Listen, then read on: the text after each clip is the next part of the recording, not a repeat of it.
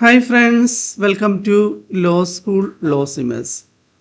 ഇതൊരു പുതിയ ടോപ്പിക്ക് നമുക്ക് എടുക്കാം. അത് 6/5 labour law 1 trade union and industrial disputes എന്ന് പറയുന്ന ആ ഒരു ടോപ്പിക്കാണ്.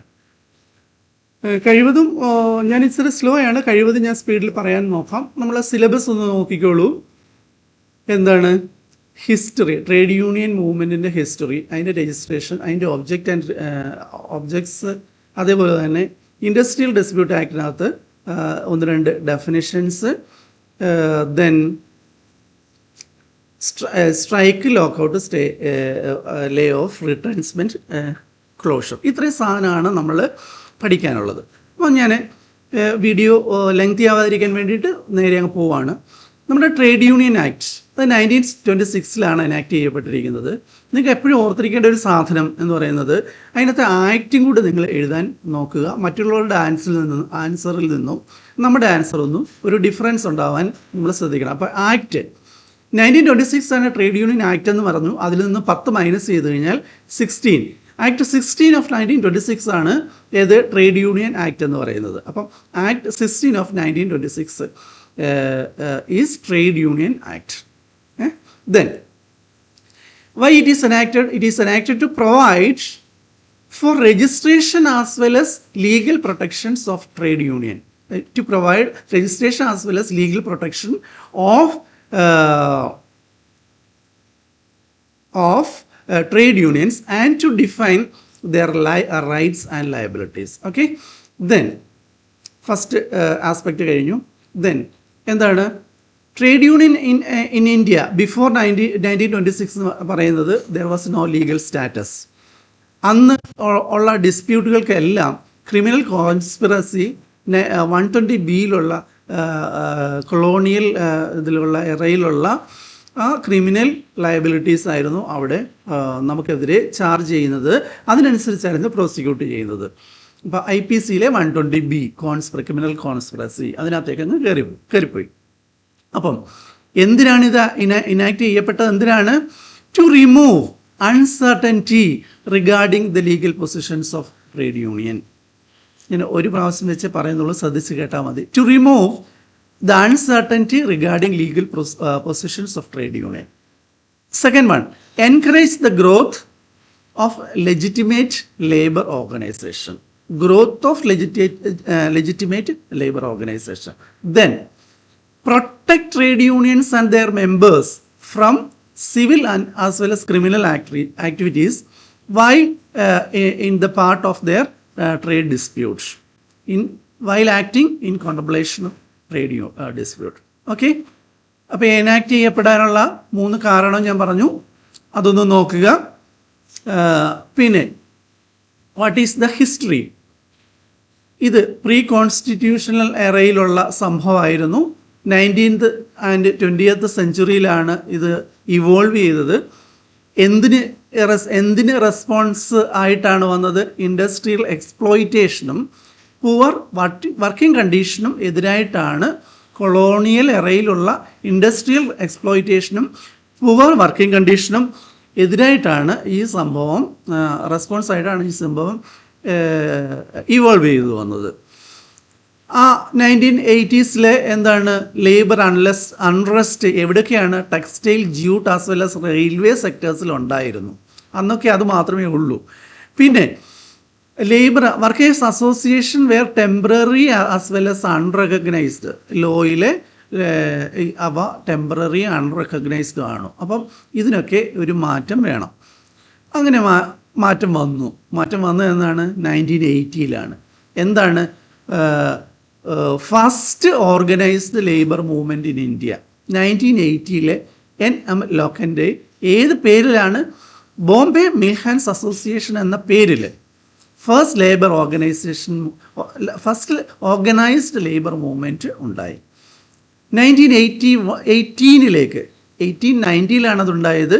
1918 1918 എന്താണ് ഫസ്റ്റ് രജിസ്റ്റേർഡ് ഇൻഡസ്ട്രിയൽ യൂണിയൻ പേരെന്താണ്? Madras labour union. അപ്പം ഇത് രണ്ടും ഓർത്തിരിക്കണം. ഇത് എഴുതാൻ പറ്റാത്ത ഒരു ഇതിലേക്ക് വരരുത്. അടുത്തത് ലാല ലജപത് റായും ജോസഫ് ബാപ്റ്റിസ്റ്റയും കൂടെ first national federation of trade unions ഉണ്ടായി. 1920 AITUC ആണ്. പിന്നെ അടുത്തതുണ്ടായത് അഹമ്മദാബാദിൽ നമ്മുടെ മഹാത്മാഗാന്ധിയും ആനി ബെസൻറ്റും ഒരുമിച്ച് ഫൗണ്ട് ചെയ്ത ടെക്സ്റ്റൈൽ ലേബർ അസോസിയേഷൻ. അടുത്തത് MN റോയിയുടെ ഇമ്പോർട്ടൻസ് നമുക്കറിയാം. എന്താണ് socialist labour interest 1941. Constitution assembly എന്ന് പറയുന്ന ഐഡിയ കൊണ്ടുവന്ന ആളാണല്ലോ MN റോയ്. അപ്പോൾ അദ്ദേഹത്തിൻ്റെ എന്താണ് സോഷ്യലിസ്റ്റ് ലേബർ ഇൻട്രസ്റ്റ് എന്ന് പറയുന്ന സാധനം ഇൻട്രസ്റ്റിന് വേണ്ടിയിട്ട് Indian federation of labour IFL 1941 establish ചെയ്തു. അപ്പോൾ ഈ 5 സംഭവങ്ങളാണ് നമുക്ക് മേജർ മൈൽ സ്റ്റോൺസ് ആയിട്ട് ഈ ഫോർമേഷൻ ഓഫ് ട്രേഡ് യൂണിയൻ്റെ ഹിസ്റ്ററിയിൽ നമുക്ക് പോയിൻ്റ് ഔട്ട് ചെയ്യാൻ പറ്റുന്നത്. അതും ഒന്ന് നോക്കുക. മനസ്സിലായി എന്ന് വിചാരിക്കുന്നു. ഒന്ന് റിവൈൻഡ് ചെയ്ത് ഒന്നുകൂടെ ഓർമ്മിക്കാൻ വേണ്ടിയിട്ട് നോക്കിയാൽ മതി. തീർച്ചയായിട്ടും മനസ്സിലായിട്ടുണ്ടാവും. ഇനി നീഡ് ഫോർ ലെജിസ്ലേഷൻ. എന്തിനു വേണ്ടിയിട്ടാണ് ഇത് ലെജിസ്ലേറ്റ് ചെയ്തത്? റെഗുലേറ്റിംഗ് ട്രേഡ് യൂണിയൻ നമുക്കത് ആവശ്യമാണ്. ഒരു ഇൻഡസ്ട്രിയൽ ഡിസ്പ്യൂട്ട് ഇങ്ങനെ ഇൻക്രീസ് ചെയ്തുകൊണ്ടിരിക്കുകയാണ്. 1920 മുമ്പ് സ്ട്രൈക്കും ഇൻഡസ്ട്രിയൽ ഡിസ്പ്യൂട്ടും ഇങ്ങനെ കൂടിക്കൊണ്ടേയിരിക്കുകയാണ്. കൊളോണിയൽ ഗവൺമെൻറ്റിൻ്റെ ഭരണമാണല്ലോ, അവർ തോന്നുന്ന രീതിയിലാണ് ഗവേണൻസ് നടത്തുന്നത്. ഡിസ്പ്യൂട്ട് കൂടി, അതുകൊണ്ട് തന്നെ ഇതിൻ്റെ ഒരു ഇൻട്രൊഡക്ഷൻ വേണം എന്ന് അവർക്ക് തോന്നി. അങ്ങനെ 1 ജൂൺ 1927 ഒരു ആക്ട് പാസ്സാക്കി പാർലമെൻറ്റിൽ. എന്താണ് അത്? ആക്ട് ഏതാണ്? ആക്ട് 16 of 1926 ആണ് ശരിക്കും അവിടെ. അത് നിങ്ങൾ ഓർത്തിരിക്കണം, ട്രേഡ് യൂണിയൻ ആക്ട് എന്ന് പറയുന്നത്. അപ്പം ഇതുകൊണ്ടുണ്ടായ ഇഫക്റ്റ് എന്താണ്? ഒരു സ്റ്റാറ്റ്യൂട്ടറി റെക്കഗ്നീഷൻ, അതുപോലെ തന്നെ ലീഗൽ പേഴ്സണാലിറ്റിയും ട്രേഡ് യൂണിയനും ഉണ്ടായി. സ്റ്റാറ്റ്യൂട്ടറി റെക്കഗ്നീഷനും ലീഗൽ പേഴ്സണാലിറ്റിയും ട്രേഡ് യൂണിയൻ ഉണ്ട്. ലീഗൽ പേഴ്സൺ എന്ന് പറയുന്നതിൻ്റെ ഗുണം അറിയാമല്ലോ നമുക്ക്. ലീഗൽ പേഴ്സൺ എന്ന് പറഞ്ഞാൽ സ്യൂ ട്രേഡ് യൂണിയൻ്റെ ഓൺ ബിഹാഫ് സ്യൂ ചെയ്യാനും പറ്റും, സ്യൂ ചെയ്യപ്പെടാനും പറ്റും. അതാണ് ലീഗൽ പേഴ്സണാലിറ്റിയുടെ ഗുണം. ഇനി ഇതിനകത്ത് 2 വളരെ വളരെ ഇമ്പോർട്ടൻ്റ് ആയിട്ടുള്ള കേസാണ്. ഇത് നിങ്ങളുടെ ആൻസർ ഷീറ്റിനകത്ത് എപ്പോഴും വേണം. ആ കേസുകൾ ഹിസ്റ്ററിയുമായിട്ട് അതായത് ട്രേഡ് യൂണിയൻ്റെ ഹിസ്റ്ററിയും ഡെവലപ്മെൻറ്റുമായിട്ട് ബന്ധപ്പെട്ടതാണ്. First case Buckingham and Carnatic company limited versus its workers. Buckingham and Carnatic company versus its workmen 1952. എന്താണ് അതിൻ്റെ ഫാക്റ്റ്? എന്തായിരുന്നു? Workers sought recognition for trade union. Trade യൂണിയൻ്റെ റെക്കഗ്നീഷൻ വേണമെന്ന് പറഞ്ഞു. എന്താ? അപ്പോൾ അവരും അത് കൊടുത്തില്ല. അപ്പോൾ എന്താ സുപ്രീം കോടതി ചെയ്തത്? സുപ്രീം കോടതി റെക്കഗ്നൈസ് ചെയ്തതാണ് forming unions was essential. As well as അത് എന്താണ് എന്താണ് ഡെമോക്രസിക്ക് വേണ്ടിയിട്ട് formation of union, trade union എന്ന് പറയുന്നത് എസെൻഷ്യലാണെന്ന് സുപ്രീം കോടതി റെക്കഗ്നൈസ് ചെയ്ത്. ഇനി അതിൻ്റെ ശരിക്കും ഇത് അതുകൊണ്ടുണ്ടായ ഒബ്സർവേഷൻ എന്താണ്? Trade unionism is A part of democratic participation in industrial relation. വളരെ വളരെ നല്ല ഒരു ഒബ്സർവേഷൻ ആയിരുന്നല്ലോ. അപ്പോൾ അടുത്തത് ഈ കേസ് എന്ന് പറയുന്നത് വളരെ ഇമ്പോർട്ടൻ്റ് ആണ്, ഓർത്തിരിക്കുക. All India bank employees association versus national industrial tribunal. All India banking employees association versus national industrial tribunal എന്നാണ് 1962. എന്താ പറഞ്ഞത്? Right to form union, trade union is a fundamental right. Right to form trade union is a fundamental right. But right for collective bargaining and involving strike, performing strike is not a fundamental right. അപ്പം collective ബാർഗൈനിങ്ങും strike എന്ന് പറയുന്നത് fundamental right അല്ല. പക്ഷേ 91C പ്രകാരം right to form union എന്ന് പറയുന്നത് fundamental right ആണ്. ഇതിനകത്ത് എന്താ ഒരു ബ്യൂട്ടിഫുൾ ഒബ്സർവേഷൻ? എന്താണ്? statutory protection under Trade Union Act contemplates but does not expand constitutional rights for എന്താണ് collective bargaining as well as strike. അതിലേക്ക് എക്സ്പാൻഡ് ചെയ്ത് വന്നില്ല. ഓക്കെ, അപ്പോൾ ഇത് രണ്ടും ഓർത്തിരിക്കുമല്ലോ കേസുകൾ. ഇനി നമുക്ക് നേരെ ട്രേഡ് യൂണിയൻസ് ഇന്ത്യൻ കോൺസ്റ്റിറ്റ്യൂഷനിനകത്ത് പറഞ്ഞിരിക്കുന്ന സംഭവം നോക്കാം. നമ്മളൊരു ആർട്ടിക്കിൾ ഈ 19(1) കുറേ സംഭവങ്ങളുണ്ട്. 19(1)A മുതൽ F വരെ അല്ലേ. 19(1)Aക്ക് ഉള്ള റെസ്ട്രിക്ഷനാണ് 19(2) എന്ന് പറയുന്നത്. 19 clause 1 clause Bക്ക് ഉള്ള റീസണബിൾ റെസ്ട്രിക്ഷനാണ് 19 clause 2 എന്ന് പറയുന്നത് 3 എന്ന് പറയുന്നത്. 19 clause 1 clause Bക്കുള്ള reasonable restriction 19 clause 3. 19 clause 1 clause Cക്കുള്ള റീസണബിൾ റെസ്ട്രിക്ഷൻ ഏതാണ്? 19 clause 4 എന്ന് പറയുന്നത്. അപ്പോൾ അതങ്ങനെ 19 clause 6 വരെയുള്ളത് അങ്ങനെയാണ്. 19(2) മുതൽ 19(6) വരെ ഉള്ളത് reasonable restriction against 19(1)A, B, C, D, E, F corresponding ആയിട്ട് അങ്ങനെയാണ് വരുന്നത്. E, F, G വരെയാണ്. F ആണല്ലോ നമ്മളിത് സ്ട്രൈക്ക് ഔട്ട് ചെയ്തേക്കുന്നത്. അപ്പോൾ കമ്മിങ് ടു ദീസ് എന്താണ് നമ്മൾ ട്രേഡ് യൂണിയൻ ഫോമിങ്ങിലേക്ക് വന്നപ്പോൾ 19(1)C ആണ്. ഏത്? It guarantees to all citizen fundamental right to form association and for unions. പക്ഷേ റീസണബിൾ റെസ്ട്രിക്ഷൻ ഉണ്ട്. പബ്ലിക് ഓർഡർ ഇല്ലാതെയോ മൊറാലിറ്റിക്ക് എതിരെയോ സ്റ്റേറ്റിൻ്റെ സോവറിറ്റി അല്ലെങ്കിൽ ഇൻറ്റഗ്രിറ്റിക്ക് എതിരെയോ ഉള്ള എന്തെങ്കിലും ഒരു ഇൻട്രസ്റ്റ് ആണ് ട്രേഡ് യൂണിയൻ കാണിക്കുന്നത് എങ്കിൽ state has state can impose reasonable restrictions. Okay, അപ്പോൾ അത്രയും ക്ലിയറായി. ഇനി അതിൻ്റെ സിഗ്നിഫിക്കൻസ് എന്താണ്? ഇതിൻ്റെ സിഗ്നിഫിക്കൻസ് എന്താ? Constitutional right contemplates Trade Union Act 1926 and it's give a fundamental legal support. Also എന്താണ്? ഫ്രീഡം വർക്കേഴ്സ് ടു ഓർഗനൈസ് കളക്റ്റീവിലായിട്ട് വർക്കേഴ്സിനെ ഓർഗനൈസ് ചെയ്യാൻ പറ്റും. പ്രൊട്ടക്ഷൻ അഗൻസ്റ്റ് ആർബിട്രറി റെസ്ട്രിക്ഷൻ, എംപ്ലോയീസിൻ്റെ അല്ലെങ്കിൽ എംപ്ലോയറുടെ അല്ലെങ്കിൽ സ്റ്റേറ്റിൻ്റെ ആർബിട്രറി ഏകാധിപത്യപരമായ റെസ്ട്രിക്ഷൻസ് ഉണ്ടെന്നുണ്ടെങ്കിൽ അതിനെതിരെ പ്രൊട്ടക്ഷൻ പോകാൻ പറ്റും. Promotion for industrial democracy and collective bargaining. Collective bargaining നമുക്ക് പ്രൊമോട്ട് ചെയ്യാൻ പറ്റും, പക്ഷേ അതൊരു ഫണ്ടമെൻ്റൽ റൈറ്റ് അല്ല. ഓക്കെ, ഇത്രയാണ് അതിൻ്റെ സിഗ്നിഫിക്കൻസ് എന്ന് പറയുന്നത്. ഇനി ഇതിലെ ലാൻഡ്മാർക്ക് കേസും വളരെ ഇമ്പോർട്ടൻ്റ് ആണ്, നമ്മുടെ ആൻസർ ഷീറ്റിനകത്ത് വരേണ്ടതാണ്. Okay Ghosh versus EX Joseph എന്താണ് പറയുന്നത്? Membership in a service unions restrict ചെയ്തു ഗവൺമെൻറ്. അപ്പം എന്ത് ചെയ്തു? കേസിന് പോയി സുപ്രീം കോടതി എന്ത് പറഞ്ഞു? Constitutional right to form association, service ഡിസിപ്ലിന് അനുസരിച്ച് you have a constitutional right to form association, you have to recognise the association എന്ന് പറഞ്ഞു. അപ്പം ഇവരെന്താ പറഞ്ഞത്? സർവീസ് അസോസിയേഷൻ റെസ്ട്രിക്റ്റ് ചെയ്തു. ആര്? Employer.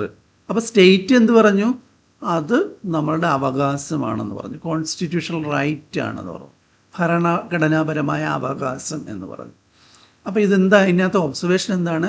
19(1)C protects right to form unions, പക്ഷേ not necessary to function unrestrictedly. Restriction ഇല്ലാതൊന്നും ഫങ്ഷൻ ചെയ്യാൻ അതിനൊന്നും സമ്മതിക്കത്തില്ല, പക്ഷെ ഫോം ചെയ്യാൻ പറ്റും, അത് കോൺസ്റ്റിറ്റ്യൂഷണൽ റൈറ്റ് ആണ് എന്ന് പറഞ്ഞു. ഇനി ട്രേഡ് യൂണിയൻ ആക്ടിനകത്ത് ഏറ്റവും മോസ്റ്റ് ഇമ്പോർട്ടൻറ്റ് കേസ് ഏതാണെന്ന് ചോദിച്ചാൽ Kameshwar Prasad versus state of Bihar. നിങ്ങൾ വളരെയധികം ശ്രദ്ധിച്ച് കേൾക്കുക. Kameshwar Prasad versus state of Bihar 1962 എന്താണ്? ഇവർ ഡെമോൺസ്ട്രേഷൻ, എംപ്ലോയീസ് അല്ലെങ്കിൽ വർക്ക്മെൻ ഡെമോൺസ്ട്രേഷൻ നടത്തി.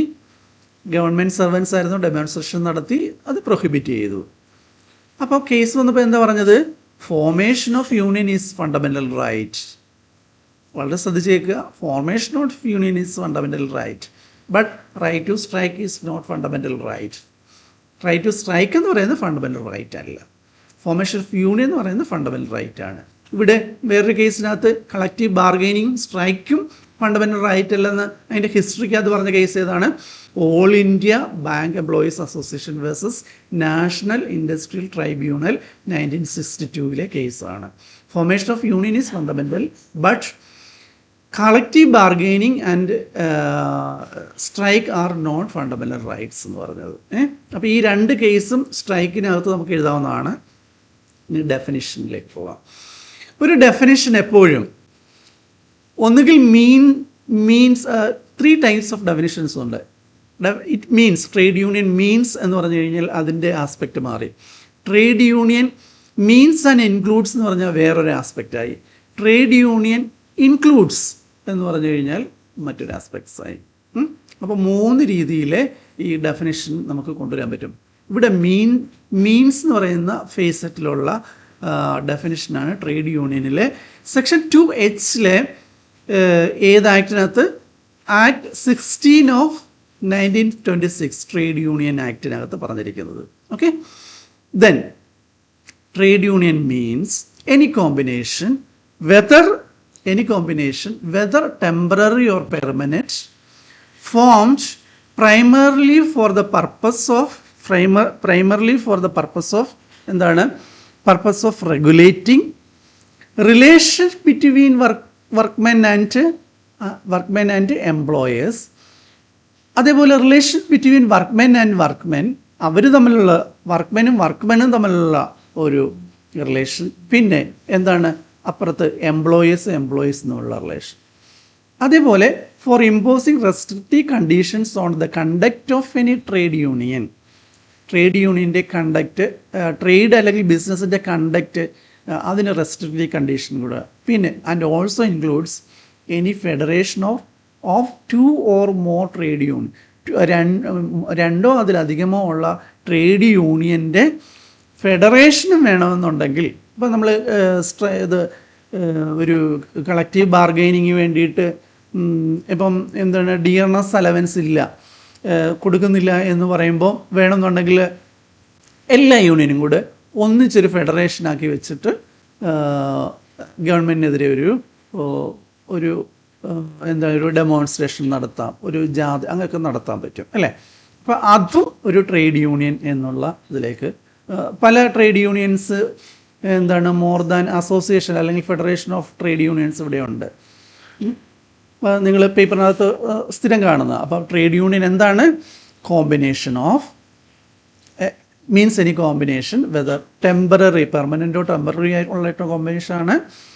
Primarily formed for the purpose of regulating relation between 3 പേരുടെയാണ്, 3 പേർ തമ്മിലുള്ള റിലേഷൻസാണ്. ഫസ്റ്റ് പെയർ ആരാണ്? Workmen and employees. Second pair ആരാണ്? Workmen and workmen. Third pair ആരാണ്? Employees and employers. അപ്പോൾ ഇവർ 3 തമ്മിലുള്ള റിലേഷനാണ്. Or for imposing restrictive conditions on the conduct of any trade or business and includes federation of 2 or more trade unions. നന്നായി മനസ്സിലായിട്ടുണ്ടെന്നറിയാം, അല്ലെങ്കിൽ ഒന്നുകൂടെ കേട്ടാൽ മതിയാവും. ഇനി ഇതിൻ്റെ ഫീച്ചേഴ്സ് എന്തൊക്കെയാണ്? എസെൻഷ്യൽ ഫീച്ചേഴ്സ് എന്താണ്? Trade union may be temporary or permanent. Trade union is formed for regulation of employment relations. Trade union includes workers and employers organisation. വർക്കേഴ്സിൻ്റെയും എംപ്ലോയേഴ്സിൻ്റെ ഓർഗനൈസേഷൻ ആവാം. അതിൽ പറഞ്ഞത് trade may also impose lawful restrictive condition on trade conduct. It includes federations of 2 or more trade unions. ഇത്രയും കാര്യങ്ങളാണ് മുകളിൽ പറഞ്ഞേക്കുന്നത്. ഇനി ഇതിൻ്റെ ജുഡീഷ്യൽ ഇൻ്റർപ്രിറ്റേഷൻസ് പറയുന്നത് Tirupati Devaswom versus commissioner of labour 1997 എന്തായിരുന്നു fact? Employees of a temple claimed trade union status. ഒരു ടെമ്പിളിലെ നമുക്ക് ദേവസ്വത്തിൻ്റെ തിരുമലയുടെയൊക്കെ അറിയാമല്ലോ, തിരുപ്പതി ക്ഷേത്രം. ഇപ്പോൾ employers of temple claim trade union എന്താണ്? They qualify as a trade union under section 2H of act 16 of 1926 trade union act. As long as the purpose is regulating employment relations. അതിൻ്റെ പർപ്പസ് എന്താണ്? Employment relation regulate ചെയ്യുന്നതാണ് അതിൻ്റെ purpose എങ്കിൽ they are qualified four A trade union status. ഏത് Thirumala Tirupati ദേവസ്വത്തിലെ employees claim ചെയ്തത് അനുവദിച്ചു കൊടുത്തു. എന്താണ്? Definition includes any lawful combination for industrial purpose. Any lawful combination. ആ കേസ് ഇനി രണ്ടാമതൊന്നും പറയേണ്ട വരത്തില്ല, മനസ്സിലായിട്ടുണ്ടാവും. Registrar of trade union versus MS Sivananda. എന്താണ് ഫാക്റ്റ്? എന്തായിരുന്നു? Whether an association of government servants could be A trade union. ഇതൊക്കെ നാളുകൾക്ക് മുമ്പുള്ള സംഭവം. ഇപ്പം ഇങ്ങനെയുള്ള ക്വസ്റ്റ്യൻ ഒരു ഡിസ്പ്യൂട്ട് ഉണ്ടോ എന്ന് പോലും നമുക്ക് ആലോചിക്കാൻ പറ്റത്തില്ല. ഗവൺമെൻറ് സെർവൻസിൻ്റെ ഒരു 500-1000 അസോസിയേഷൻ വേണമെങ്കിലും ഉണ്ടാവും അല്ലേ? അപ്പം എന്താണ്? Whether an association of government servants could be A trade union പറഞ്ഞു. ഒബ്വിയസ്ലി നമുക്കത് ഒന്നും നമ്മൾ ആലോചിക്കണ്ട അല്ലേ? ഒബ്വിയസ്ലി എന്താണ്? യെസ് ആണ്. If it regulates employment relation provided ഒരു ഇതുണ്ട് അല്ലേ? പ്രൊവിസൺ ഉണ്ട്. പ്രൊവൈഡഡ് എംപ്ലോയ്മെൻറ്റ് റെഗുലേഷനാണ് ഇവർ ഡീൽ ചെയ്യുന്നതെങ്കിൽ, റെഗുലേറ്റ് ചെയ്യുന്നതെങ്കിൽ ഡെഫിനറ്റ്ലി അത് ഗവൺമെൻറ് സെർവൻസിന് അസോസിയേഷൻ ഉണ്ടാക്കാൻ പറ്റും. അപ്പോൾ എന്താ അവിടുത്തെ ഒബ്സർവേഷൻ എന്താണ്? Even association of public employees fall within the act if the purpose of industrial regulation. അപ്പം ഇതിൻ്റെ ആംബിറ്റിനകത്ത് വരുന്നതാണ് എന്ന് ഗവൺമെൻറ് എംപ്ലോയീസ് ആയാലും ഈ ട്രേഡ് യൂണിയൻ്റെ ഫോർമേഷൻ ഓഫ് 2Hൻ്റെ ആംബിറ്റിനകത്ത് വരുന്നതാണ് എന്ന് പറഞ്ഞ കേസ് ഏതാണ്? Registrar of trade union versus MS Sivananda. ഇനി നെക്സ്റ്റ് ആസ്പെക്റ്റ് എന്ന് പറയുന്നത് നമ്മളിപ്പോൾ ഇവിടെ വരെയാണ് വന്നത്, രജിസ്ട്രേഷനിലേക്ക് വന്നു അല്ലേ? രജിസ്ട്രേഷനിലേക്ക് വന്നു. നോക്കാം.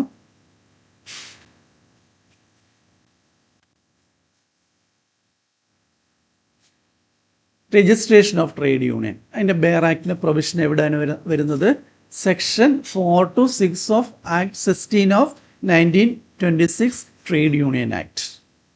ഞാൻ എപ്പോഴും പറയുന്നത് അങ്ങനെ പറയുള്ളൂ. Application for registration to registrar അതിനകത്ത് പറയുന്നുണ്ട് must be signed at least 7 members with rules. Registrar may refuse or approve registration. ഇതൊക്കെ തന്നെ നടക്കാം. നമ്മൾ ആപ്ലിക്കേഷൻ കൊടുക്കുന്ന രജിസ്ട്രാറിന് 7 പേര് വേണം. വേണമെങ്കിൽ റെഫ്യൂസ് ചെയ്യാം, അല്ലെങ്കിൽ അപ്രൂവ് ചെയ്യാം. അപ്പം ഇനി ഇതിനകത്ത് എന്താ സംഭവിക്കുന്നത്? Registration gives legal recognition and corporate status. എന്താണ് ഒരു കോർപ്പറേറ്റ് ട്രേഡ് യൂണിയൻ? ഒരു കോർപ്പറേറ്റ് ബോഡിയാണെന്ന് പറഞ്ഞു കഴിഞ്ഞാൽ എന്താണ്? അതിന് സ്വന്തമായിട്ടൊരു ഓഫീസുണ്ട്, ഒരു സീലുണ്ട്, കുറച്ച് എന്താണ് ഒരു പൊസിഷൻ, ഒരു ലീഗൽ പേഴ്സൺ, അത് ഒരു ഇൻഡിവിജ്വൽ തന്നെ ഒരു ലീഗൽ പേഴ്സൻ്റെ കപ്പാസിറ്റിയിൽ അതിനെ നയിക്കാനുണ്ട്. പെർപ്പച്വലാണ് അല്ലേ? അതിങ്ങനെ ഒരാൾ മാറിക്കഴിഞ്ഞ് വേറൊരാൾ ഇങ്ങനെ തുടർന്നുകൊണ്ട് പോകും. അതൊക്കെയാണ് എന്താണ് കോർപ്പറേറ്റ് ബോഡി എന്ന് പറഞ്ഞു കഴിഞ്ഞാൽ. അപ്പോൾ രജിസ്ട്രാർ എൻഷുവേഴ്സ് കംപ്ലയൻസ് വിത്ത് statutory condition before issue certificate. വെറുതെ സർട്ടിഫിക്കറ്റ് കൊടുക്കത്തില്ല, അതിന് മുമ്പ് എല്ലാ സ്റ്റാറ്റ്യൂട്ടറി കണ്ടീഷൻസും കംപ്ലൈ ചെയ്തിട്ടുണ്ടോ എന്ന് രജിസ്ട്രാർ എൻഷുർ ചെയ്തിരിക്കും. ഇതിനകത്തെ ലാൻഡ്മാർക്ക് കേസുകൾ ഏതൊക്കെയാണ്? ACC രഞ്ജങ്ക ലൈംസ്റ്റോൺ ക്വാറീസ് മസ്ദൂർ യൂണിയൻ വേഴ്സസ് രജിസ്ട്രാർ. ACC മസ്ദൂർ യൂണിയൻ എന്ന് അങ്ങനെ എഴുതിയാൽ മതിയാവും. രജിസ്ട്രാർ എന്താണ്? Registration must act on application within reasonable time. ഇങ്ങനെ അവർ എക്സ്റ്റെൻഡ് ചെയ്യാൻ പറ്റത്തില്ല. ഒരു റീസണബിൾ ടൈമിനകത്ത് തന്നെ രജിസ്ട്രേഷൻ അപ്രൂവ്ഡ് ആയോ ഡിസ്പ്രൂവ് ആയോ എന്നുള്ളത് പറഞ്ഞിരിക്കണം. അടുത്തത് എന്താണ്? Tata electric companies officers guild versus registrar. എന്താണ്? Cancellation or refusal must follow procedural fairness. Cancellation or refusal must follow procedural fairness. Then അതിൻ്റെ പവർ ആൻഡ് ഫങ്ഷൻസിലേക്ക് പോകാം. Power and functions of registrar section 3, 429, 23-28 bare act പ്രൊവിഷനകത്തെ power and functions ഏതൊക്കെയാണ്? Appointment of, നിങ്ങൾ ഇപ്പോൾ തൽക്കാലം ഇങ്ങനെ പറയാൻ പറ്റുള്ളൂ. നിങ്ങൾക്ക് കൂടുതൽ ആവശ്യമുണ്ടെന്നുണ്ടെങ്കിൽ ബെയർ ആക്ട് ഒന്ന് ഡൗൺലോഡ് ചെയ്ത് നോക്കിയാൽ മതി. അപ്പോയിൻമെൻറ്റ് ഓഫ് രജിസ്ട്രാർ ഉണ്ട്, പവർ ടു രജിസ്റ്റർ, അതുപോലെ തന്നെ റിഫ്യൂസ്, അപ്രൂവ്, എന്താണ് ചേഞ്ച് ഓഫ് നെയിം അല്ലെങ്കിൽ അമാൾഗമേഷൻ ഓഫ് ട്രേഡ് യൂണിയൻ ചോദിക്കും. അതേപോലെ തന്നെ ഇൻസ്പെക്ട്, റിട്ടേൺസ് ഇൻസ്പെക്ട് ചെയ്യാൻ പറ്റും. അതുപോലെ തന്നെ ഡെസല്യൂഷൻ ഡിസോൾവ് ചെയ്യുന്നത് അത് റെക്കോർഡ് ചെയ്യാൻ പറ്റും, അതിൻ്റെ കാരണങ്ങൾ. അപ്പോൾ ഇതെല്ലാം തന്നെ ഇതിൻ്റെ പവറാണ്. എന്താണ് power to register, refuse registration, cancellation registration, approve change of name അല്ലെങ്കിൽ അമാൾഗമേഷൻ, ഇൻസ്പെക്ഷൻ ഓഫ് എന്താണ് ബുക്ക്, അതായത് റിട്ടേൺസ്, ബുക്ക് ഓഫ് അക്കൗണ്ട്സ്, അല്ലെങ്കിൽ ഡെസല്യൂഷൻ, ഡിസോൾവ് ചെയ്യാനുള്ള സംഭവങ്ങൾ ഡിസോൾവ് ചെയ്തിട്ട് ബുക്കിനകത്ത് അത് റെക്കോർഡ് ചെയ്യുക. ഇത്രയാണ് പവേഴ്സ് ആൻഡ് ഫങ്ഷൻസ് എന്ന് പറയുന്നത്. ഇനി കീ പോയിന്റ്സ് എന്തൊക്കെയാണ്? Administrative supervises registration, ensures compliance, approval and amalgamation, ഇത് തന്നെ സെയിം തിങ് തന്നെ. ഇനി can not adjudicate internal dispute ഒന്നും ഈ രജിസ്ട്രാർക്ക് തീരുമാനിക്കാൻ പറ്റത്തില്ല. Decisions are subject to judicial റിവ്യൂവിന് ഈ രജിസ്ട്രാറുടെ ഡിസിഷൻ സബ്ജക്റ്റ്, ഇതെല്ലാം കോമൺ അല്ലേ? നമുക്ക് ലീഗൽ അവയർനെസ്സിനകത്തുനിന്ന് ചെയ്യാൻ പറ്റുന്ന സാധനങ്ങളാണ്. ജസ്റ്റ് ഇത്രയൊക്കെ ഉണ്ട്, ഒരു ഓവർവ്യൂ തരാനേ നമുക്ക് പറ്റുള്ളൂ തൽക്കാലം. അപ്പം ഇതെല്ലാം നിങ്ങളൊന്ന് ഡെവലപ്പ് ചെയ്താൽ മതി, ഈ പോയിൻറ്റ്സിൽ നിന്ന് ഡെവലപ്പ് ചെയ്യാം. കേസുകൾ പറയാം. ONGC workmen's association versus state of West Bengal. എന്താണ് registrar's role is administrative not judicial. വളരെ ഇമ്പോർട്ടൻ്റ് ആണ്. രജിസ്ട്രാറിൻ്റെ റോൾ എന്ന് പറയുന്നത് അഡ്മിനിസ്ട്രേറ്റീവ് ആണ്, ജുഡീഷ്യൽ അല്ല. അതുപോലെ അയാളുടെ ഡിസിഷൻസ് ജുഡീഷ്യൽ റിവ്യൂവിന് ബാധകമാണ്, സബ്ജക്റ്റഡ് ആണ്. ഇനി രണ്ടാമത്തെ കേസ്, രജിസ്ട്രാറിനെ സംബന്ധിച്ചുള്ള രണ്ടാമത്തെ case Bombay fire fighters service union versus registrar. എന്താണ്? Notice and fairness are mandatory before any union, any action. ഒരു രജിസ്ട്രാർ ഒരു ആക്ഷൻ എടുക്കുന്നതിന് മുമ്പ് നോട്ടീസ്, അതായത് OD ആൾട്രം പാട്ടം എന്ന് പറയുന്ന നാച്ചുറൽ ജസ്റ്റിസിൻ്റെ പ്രിൻസിപ്പിൾ നമ്മൾ പാലിച്ചിരിക്കണം. Notice and fairness are mandatory before action എന്ന് പറയുന്ന കേസ്. അപ്പോൾ ഈ രണ്ട് കേസുകളും രജിസ്ട്രാറിനെ പറ്റി ഉള്ള സംഭവമാണ്. രജിസ്ട്രാർ ആ നോട്ടീസ് കൊടുത്തില്ല, അതാണ് അവിടെ ആ കേസിന് അതിൻ്റെ ഡിസ്പ്യൂട്ട്, അതിൻ്റെ ഇഷ്യൂ അതായിരുന്നു. അപ്പം ഇത്രയും സംഭവങ്ങൾ നിങ്ങൾ നന്നായിട്ട് നോക്കുക. ഇനി ക്യാൻസലേഷൻ, അടുത്ത ക്യാൻസലേഷനാണ് സെക്ഷൻ 10 ആണ്. Cancellation of registration of trade unions. എന്താണ്? Registrar may cancel. എങ്ങനെയാണ് ഈ രജിസ്ട്രേഷൻ ഒബ്റ്റെയിൻ ചെയ്തിരിക്കുന്നത്? ഫ്രോഡിൽ കൂടിയോ അല്ലെങ്കിൽ യൂണിയന് ഇല്ലാതാവുകയോ ചെയ്യുക, സീസസ് ടു എക്സിസ്റ്റ് ആണെന്നുണ്ടെങ്കിലോ, ഫ്രോഡിൽ കൂടിയാണ് രജിസ്ട്രേഷൻ സംഭവിച്ചത്. അല്ലെന്നുണ്ടെങ്കിൽ ഏതെങ്കിലും പ്രൊവിഷൻ, ആക്ടിനകത്ത് ഏതെങ്കിലും പ്രൊവിഷൻ വയലേറ്റ് ചെയ്യുന്നു, അല്ലെന്നുണ്ടെങ്കിൽ returns, book of accounts submit ചെയ്യാൻ ഫെയിലാവുന്നു, അങ്ങനെയാണെന്നുണ്ടെങ്കിൽ ക്യാൻസൽ ചെയ്യാൻ പറ്റും. അപ്പോൾ ക്യാൻസലേഷന് എന്നുള്ള ഗ്രൗണ്ട്സ് എന്തൊക്കെയാണ്? Registration obtained by fraud, if a union ceases to exist, ഇല്ലാതാകുക. A trade union violates the provisions in the trade union act or any അതുമായിട്ട് ബന്ധപ്പെട്ട ട്രേഡ് യൂണിയനുമായിട്ടും ബന്ധപ്പെട്ട ഏതെങ്കിലും സബ്ജക്റ്റിലുള്ള ഏതെങ്കിലും നിലവിലുള്ള സ്റ്റാറ്റ്യൂട്ട് അല്ലെ കോൺസ്റ്റിറ്റ്യൂഷൻ അല്ലേ. Then fails to submit returns. അങ്ങനെയാണെന്നുണ്ടെങ്കിൽ നിങ്ങൾ ഓഡിയാൾട്രം പാട്ടം അല്ലേ must give an opportunity to being heard. അപ്പോൾ ഇവിടെ എല്ലാം നമ്മൾ ആ ലാറ്റിൻ മാക്സിമം ഒക്കെ തന്നെ നമുക്ക് ഇവിടെ എടുത്ത് ചെയ്യാൻ പറ്റും, എഴുതാൻ പറ്റും. അങ്ങനെ ഒരു സംഭവമൊക്കെ ഉണ്ട്. അപ്പം എന്താണ് cancellation is regulated administrative power ആണ്. പക്ഷേ ഡ്യൂ പ്രോസസ്സ് അല്ലേ must follow due process.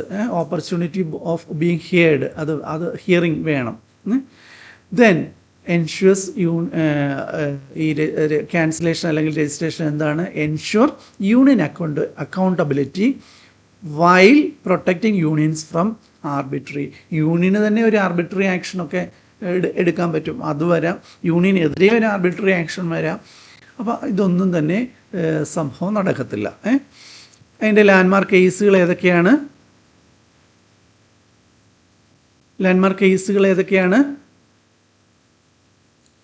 Tata companies officers guild versus register. എന്താ cancellation is invalid if procedure fairness is not observed. ഒരു യൂണിയൻ്റെ രജിസ്ട്രേഷനെ ക്യാൻസൽ ചെയ്യുകയാണ്. അങ്ങനെയുള്ള ക്യാൻസലേഷൻ രജിസ്റ്റർ ചെയ്തത് ഇൻവാലിഡാണ്. എപ്പോഴാണ്?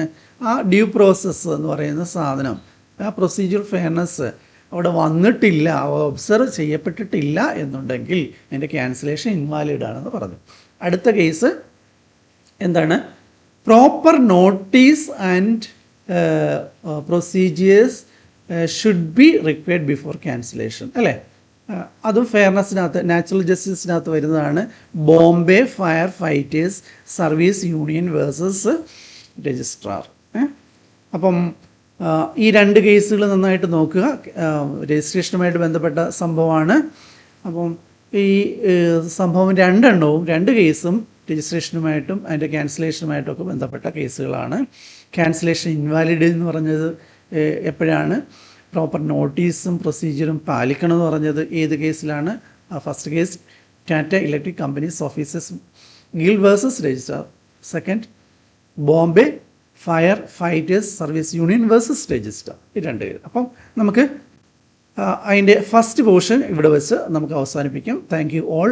ഞാൻ അടുത്ത പോർഷൻ അടുത്ത പാർട്ട് ഉടൻ തന്നെ എടുക്കുന്നതാണ്. Okay, thank you all. Welcome.